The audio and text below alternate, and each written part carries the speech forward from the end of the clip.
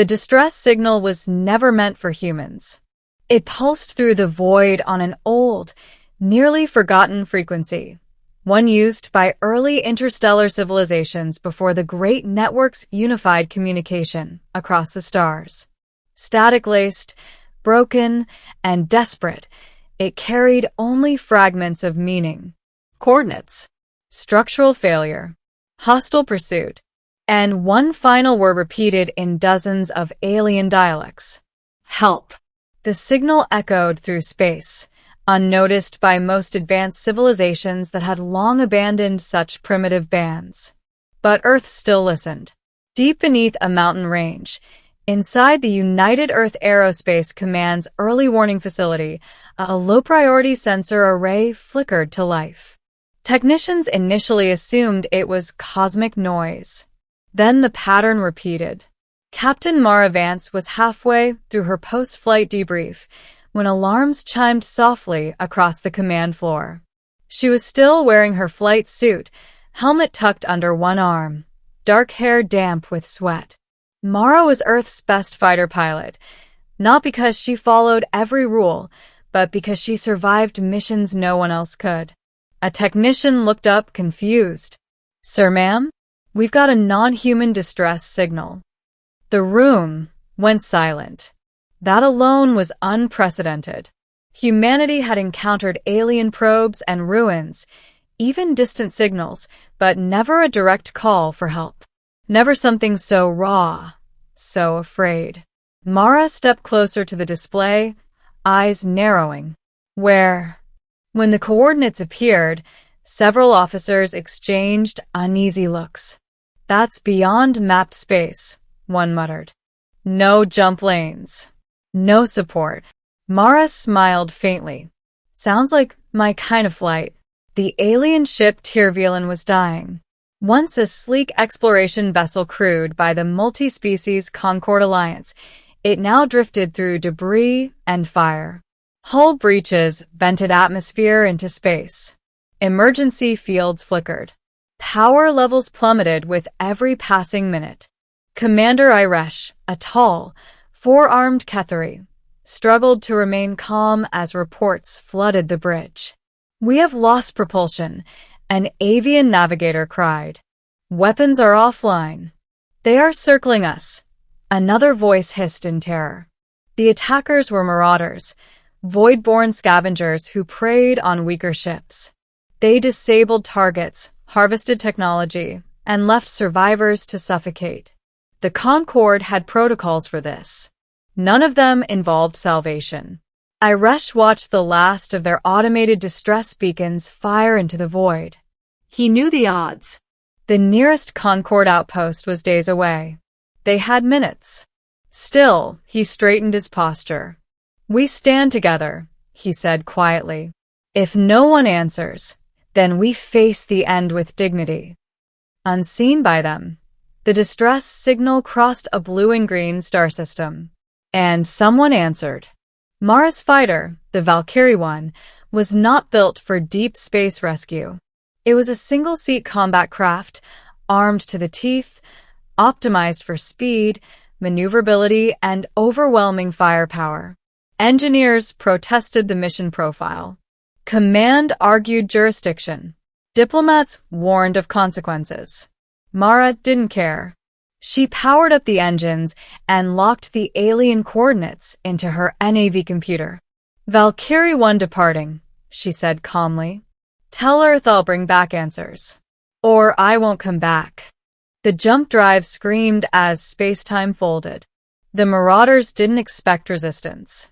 Their ships were crude but numerous, surrounding the crippled Tirvilan like predators around wounded prey. Boarding craft prepared to launch. Weapons charged for the final disabling strike. Then space tore open. A single human fighter erupted from jump space like a comet, engines blazing white-hot. Its energy signature was small, but impossibly dense. "What is that?" one Marauder screeched. Mara didn't answer. She opened fire. Human weapons technology had evolved along a different philosophy than most galactic powers. Where others favored efficiency and restraint, humans embraced redundancy, brutality, and raw force. Rail cannons spat tungsten slugs at relativistic speeds. Missiles detonated with focused nuclear bursts that shattered hulls without lingering radiation. Mara flew like she was part of the machine. She threaded debris fields, skimmed enemy hulls, and fired at point-blank range. 2 Marauder ships vanished in fire before their crews even understood what was happening. On the Tyrvilan, stunned aliens watched in disbelief. That ship is alone, the navigator whispered. Commander Iresh leaned closer to the viewport. And it is hunting them. The Marauders adapted quickly. They swarmed the human fighter, firing plasma nets and gravitic mines. Alarms blared in Mara's cockpit as shields buckled. "Come on," she muttered, teeth clenched. "Dance with me."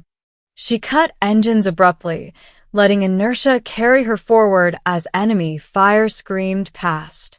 Then she reignited thrusters at full burn, whipping the fighter into a tight spin that flung countermeasures in all directions. Explosions rippled through space. One Marauder managed to latch a tether onto her hull. Warning lights flashed red. Mara rerouted power from life support to weapons. Worth it. She fired directly backward.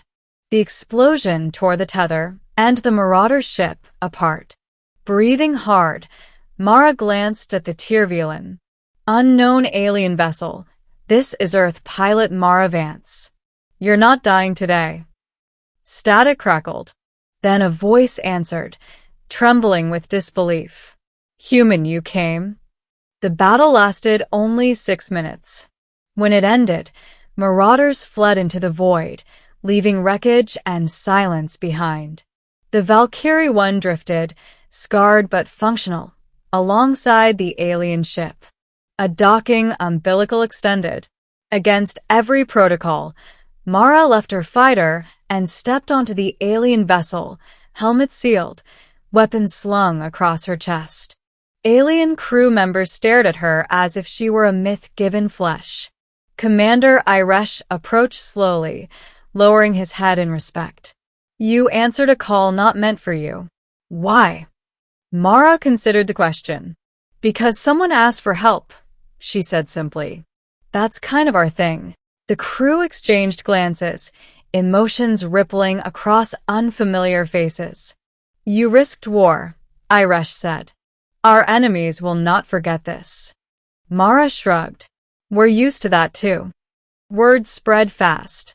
The Concord Alliance analyzed battle recordings in stunned silence. A single human fighter had defeated a Marauder pack that typically required a fleet response. More disturbing than the firepower was the motivation. Humans had intervened without treaties, without demands. They had answered a distress call.